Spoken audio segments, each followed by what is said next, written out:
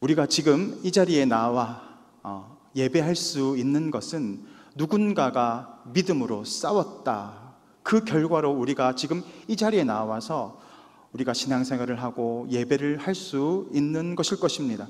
복음을 전하는 선교사가 있었고, 또 그 복음을 받아서 그렇게 살아가기 위해 몸부림치는 사람들이 있었을 것이고, 또 수많은 핍박과 박해와 어려움 가운데에서도 믿음을 지켜나가는 믿음의 선배들이 있었기 때문에 오늘 우리가 이 자리에 예배할 수 있는 줄 믿습니다.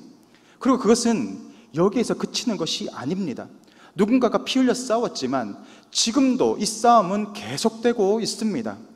그래서 우리에게 지금도 우리 마음 가운데 어려움을 주고, 또 근심과 걱정을 주고 믿음으로 나아가지 못하게 하는 악한 세력들의 그 괴계 가운데 우리가 날마다 믿음으로 싸워가는 이 싸움을 통해서 또한 우리 역시도 믿음의 삶을 살아나게 되는 것입니다. 그리고 이 믿음이 또 우리 다음 세대에 전파되어서 또 그들 역시도 우리가 싸웠던 것처럼 믿음으로 견뎌내고 또 믿음으로 버텨내고 그렇게 하나님 말씀으로 온전히 살아갈 때 그들 역시도 믿음의 삶을 온전히 살아가게 될 줄 믿습니다. 그러므로 이 믿음의 싸움은 우리가 살아있는 이 땅에 살아있는 이 시간 동안 계속해서 싸워 나아가야 하는 문제임이 분명합니다. 그러므로 오늘 우리가 다시 한번 이 말씀의 기준 가운데 서고 우리 삶을 돌아보고 또 말씀으로 무장하고 그렇게 성령 충만함을 받아서 또 우리에게 주어진 믿음의 싸움터에서 날마다 승리하며 나아가야 할 줄 믿습니다. 그런 은혜가 오늘도 우리가 풍성하게 공급받는 시간 되시기를 주님의 이름으로 축복합니다. 오늘 스데반이 나옵니다. 스데반이 지금 고소를 당해서 어려움을 당한 가운데 있습니다. 거짓 증인들을 모아서 스데반이 한 이야기를 곡해하고 잘못 왜곡시켜서 죄로 교묘하게 변화시켜서 이 지금 스데반을 고소하고 지금 스데반은 이 고소의 건을 지금 변론하고 있는 과정입니다. 스데반이 지금 고소당한 그 건을 바라보게 되면 바로 사도행전 6장 14절에 나오고 있는데 우리 다 같이 읽어볼까요? 사도행전 6장 14절 말씀입니다. 시작. 그의 말에 이 나사렛 예수가 이곳을 헐고 또 모세가 우리에게 전하여 준 규례를 고치겠다 함을 우리가 들었노라 하거늘.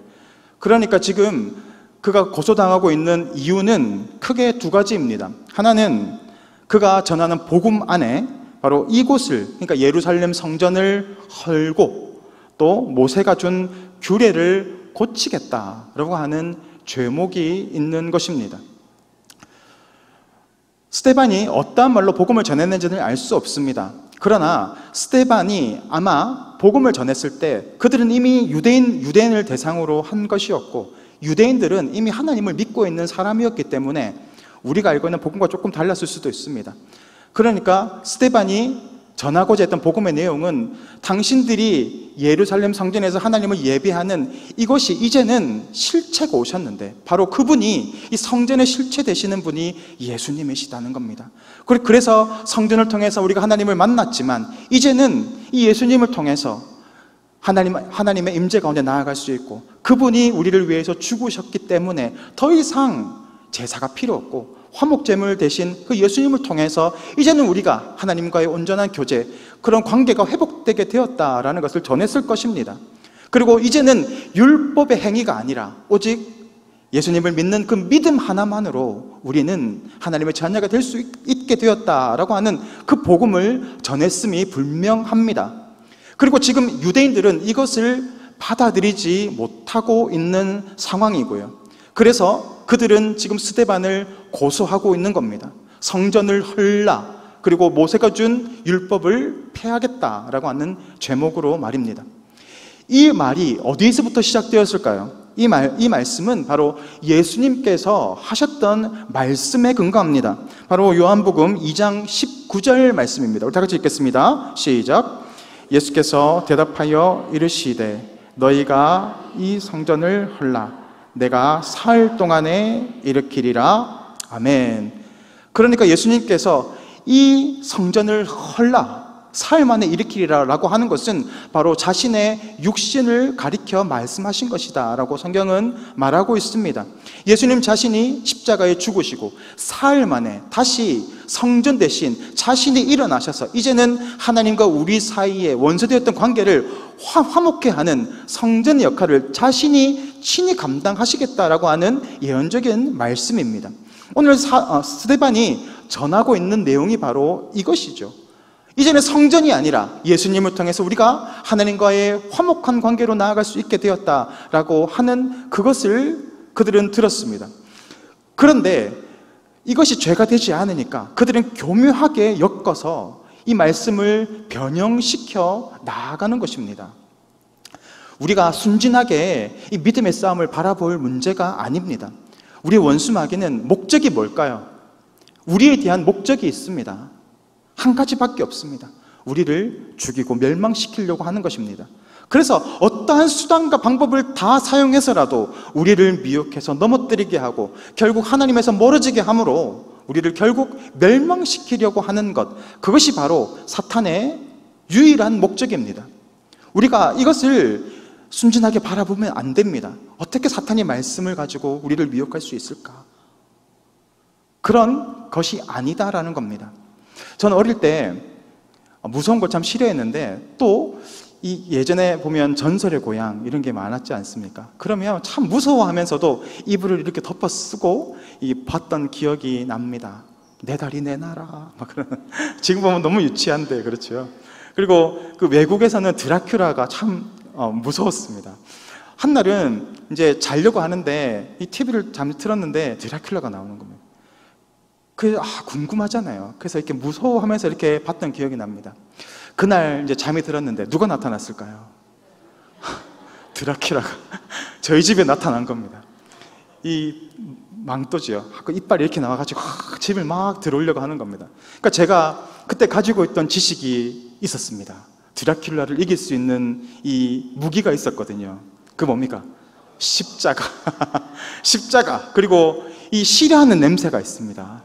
마늘. 그렇죠. 제가 꿈에서 막 부엌으로 가가지고 마늘을 막 가져와.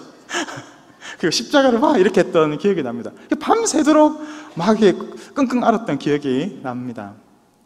실제로 이 귀신이 십자가를 무서워할까요? 귀신이 주기도문을 확 외우면 무서워서 도망을 갈까요? 그렇지 않습니다. 사탄은 하나님 이 성경 구절을 무서워하지 않습니다. 그래서 오히려 그 성경 구절을 가지고 우리를 미혹하게도 합니다. 심지어 예수님도 그렇게 시험했습니다. 예수님 어떻게 시험했습니까? 뛰어내리라. 그러면 천사가 받쳐서 너를 다치지 상하게 하지 않을 것이다. 시편 91편의 그 말씀을 가지고 오지 않습니까? 그 말씀을 가지고 사람 속입니다. 그 내용은 사실 하나님을 신뢰하고 하나님을 의지하는 사람은 하나님께서 천사를 보내셔서 그 사람을 안전하게 보호해 주신다라는 그 약속의 말씀인데, 그냥 하나님을 시험하는 걸로 사탄은 사용하고 있지 않습니까? 사탄은 어떻게든지 우리를 죽이기 위해서, 우리를 넘어뜨리기 위해서, 멸망시키기 위해서 자신이 할 수 있는 모든 방법을 다 사용합니다. 그래서 심지어 하나님의 말씀도 사용하고 그걸 변형시켜서 우리를 죽이려고 합니다. 사탄이 두려워하는 것은 성경 구절이 아닙니다. 하나님의 말씀을 믿음으로 붙잡고 순종하고 나아가는 하나님의 백성을 두려워하는 줄 믿습니다. 왜냐하면 하나님이 그 믿음을 통해서 역사하시기 때문입니다. 그러므로 오늘도 우리가 붙잡고 나아가야 하는 것은 올바른 하나님의 말씀을 분별하는 능력을 구해야 할 줄 믿습니다.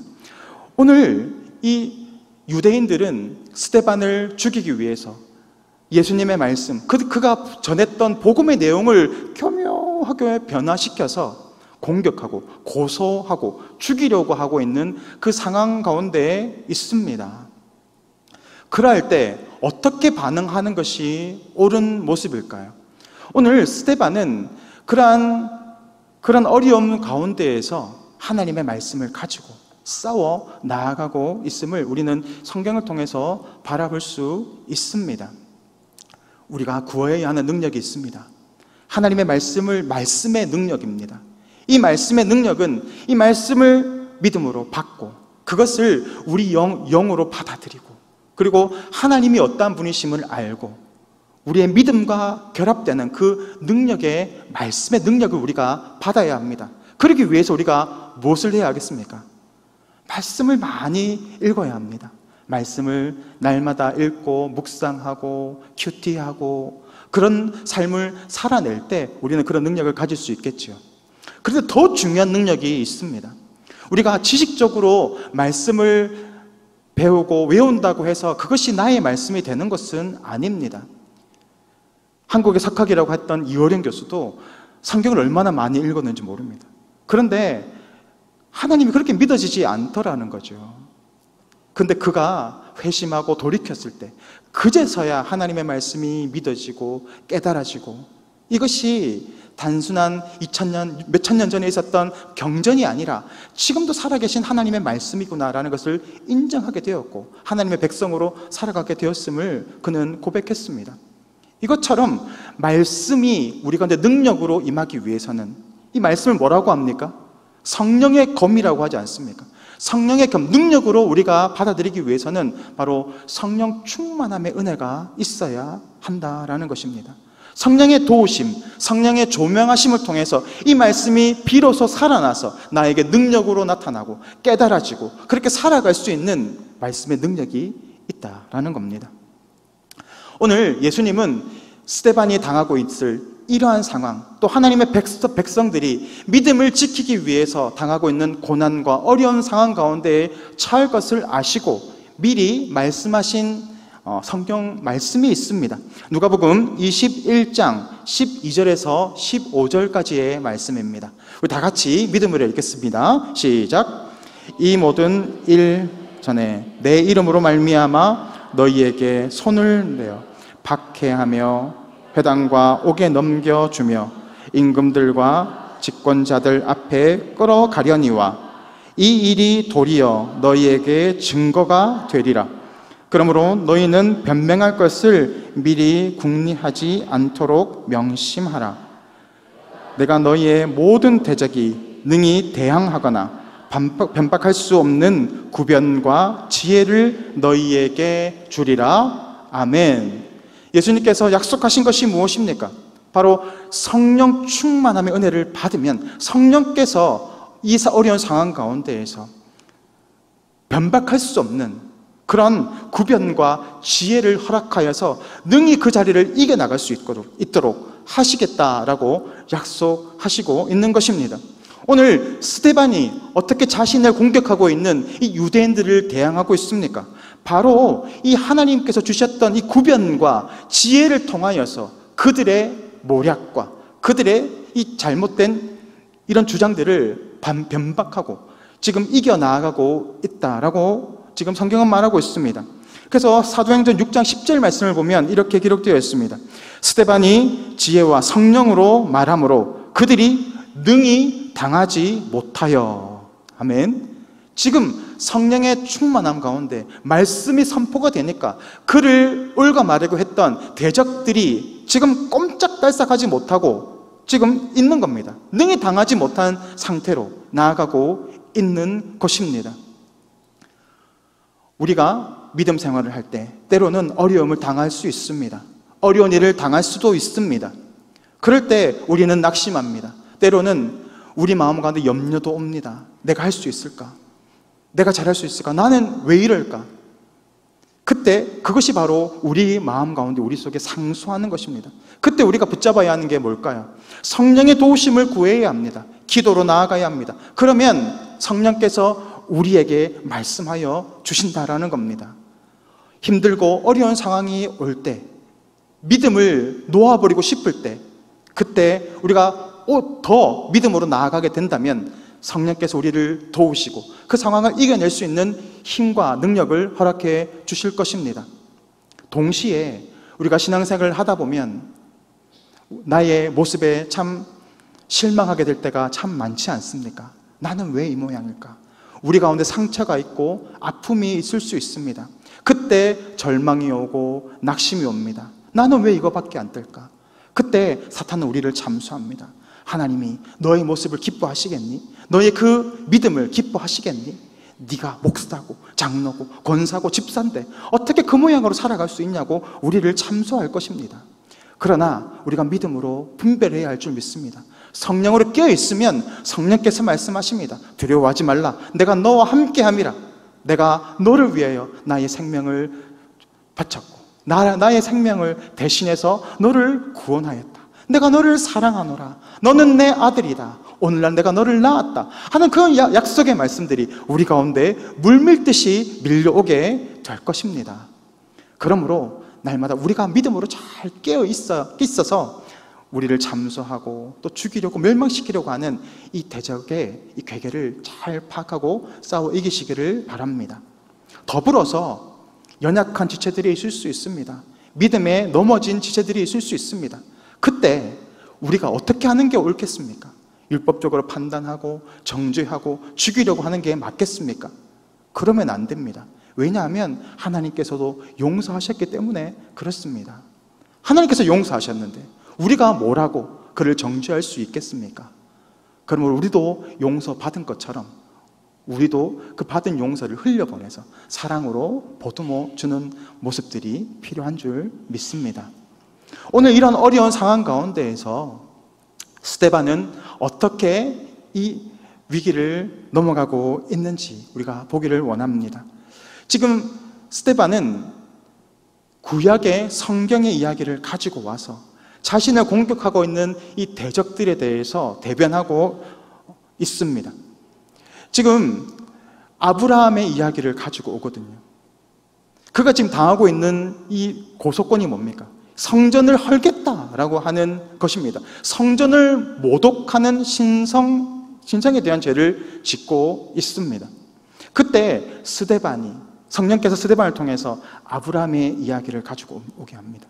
아브라함이 갈대아 우르에 있을 때 그가 택함을 받고 하나님의 음성을 들었지 않습니까? 이 문헌을 보게 되면 니므롯 시대와 이 아브라함 시대가 거의 동시대로 보고 있습니다. 그래서 어떤 책에는 이 니므롯이 왕이지 않습니까? 니므롯의 신하 중에 한 명이 아브라함의 아버지였다라고 하는 그런 설도 있습니다. 그러니까 거의 동시대에 살았죠. 그런데 한 사람은 세상의 영웅이요 호걸이었습니다. 위대한 사냥꾼이었죠. 왕이었습니다. 그런데 이 한 사람은 보잘것없는 한 사람이었습니다. 그런데 하나님께서 누구를 택하셨습니까? 니므롯 왕이 아니라 그곳에 살고 있는 아브라함을 찾아가셨습니다. 그가 어디에서 하나님을 만났습니까? 갈대아 우르라고 하는 곳입니다. 그것은 우상을 섬기는 지역이었습니다. 그런데 하나님께서 아브라함을 찾아가 주셨습니다. 그곳은 우상을 섬기는 땅이었습니다. 그리고 그가 하란으로 내려갔을 때 그곳에서도 하나님은 또 만나 주셨습니다. 하란 역시도 하나님을 예배하는 장소가 아니었습니다. 그곳 역시도 우상을 숭배하는 그런 곳이었습니다. 그런 곳에서도 하나님께서 아브라함을 만나셨습니다. 그리고 그곳에서 약속하시고 가나안 땅으로 그를 인도해 가시죠. 가나안 땅은 어떻습니까? 그 땅은 거룩한 땅입니까? 그 땅 역시도 우상이 팽배한 그런 땅입니다. 그곳에서 그는 하나님께 단을 쌓고 예배했습니다. 하나님이 언제 아브라함을 만나 주셨습니까? 어디에서 만나 주셨습니까? 거룩한 땅이 아니라 우상 숭배가 만연한 곳에서 만나 주셨다라는 겁니다. 그의 자손들 역시도 마찬가지죠. 요셉은 애굽으로 팔려갑니다. 애굽은 어떤 땅입니까? 그곳 역시도 하나님을 예배하지 않는 우상 숭배가 만연한 땅입니다. 그곳에서 하나님은 요셉과 함께 하셨고 그를 지키셨고 그를 인도해 가셨습니다. 그리고 그곳에 430년 동안 이스라엘 백성들을 그곳에 고센 땅에 지내게 하시고 민족을 이루게 하시고 또 광야로 인도하지 않습니까? 광야는 어떻습니까? 뭔가 특별한 곳이 있습니까? 아무것도 없는 곳, 광야 교회라고 하지 않습니까? 아무것도 없는 그곳에서도 하나님은 이스라엘 백성들과 함께 하셨고, 그리고 성막을 짓고 성전을 지었을 때 그곳에 어떻게 하나님이 가둘 수 있습니까? 그런데도 하나님은 그곳에서 거하시고 이스라엘 백성들을 지키셨습니다. 장소를 초월하여서 이스라엘 백성을 지키셨다라고 지금 이야기하고 있는 것입니다.